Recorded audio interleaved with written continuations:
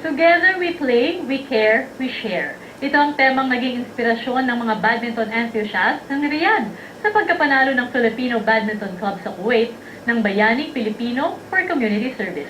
Yan ang balitang Middle East ni JP Aleta.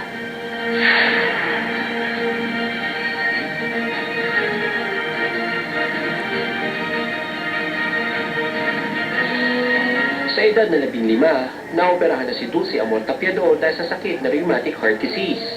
Malaking halaga na ng pera na nagagastos sa kanyang pamilya. Kaya naman sa nakaraang badminton tournament for a cause ng Filipino Badminton Committee ng Riyadh, si Tapiador ang napiling maging beneficiary ng liga. We are engaging in community service, especially community service. While we are playing, marami kami natutulungan dahil hindi lang ito laro.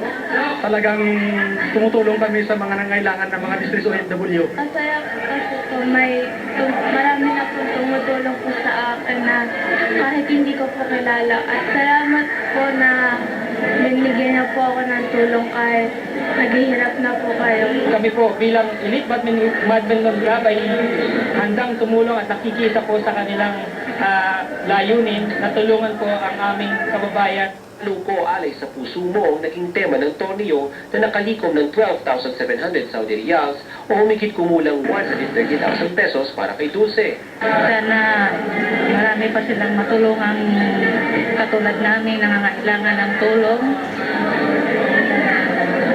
Pagpalain pa sila ng Panginoon. Natutuwa po ako dahil isang batang katulad ko ay matutulungan ng FP. Kamakailan lang nanumpa ang kauna-unahang officers ng Filipino Badminton Committee dito sa Riyadh, Saudi Arabia. Sila na ngayon ang official Riyadh chapter ng 2012 ABS-CBN Henny Lopez Jr. Global Bayaning Pilipino Recipient for Community and Social Service na FBC sa Kuwait. We are sure the vision and mission as what Dr. Chi started in Kuwait. So we try our best that this year and the coming years to come, we're gonna do it as we can. Naniniwala po kami sa sama-sama po naming hadhikain para tumulong, makakamit po namin kahit ano po ang aming maging malakid sa aming harapin. Ikinutuwa naman ito ng embahada at hinikayat pang ibang samahan na maging mas aktibo sa pagtulong sa mga kababayang nangangailangan. Marami silang natutulungan ng ating mga kababayan who are in distress.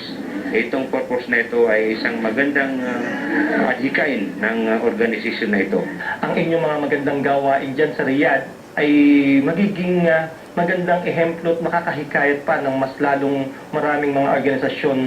Nagbabalita sa Middle East, JP Aleta, Riyadh, Saudi Arabia.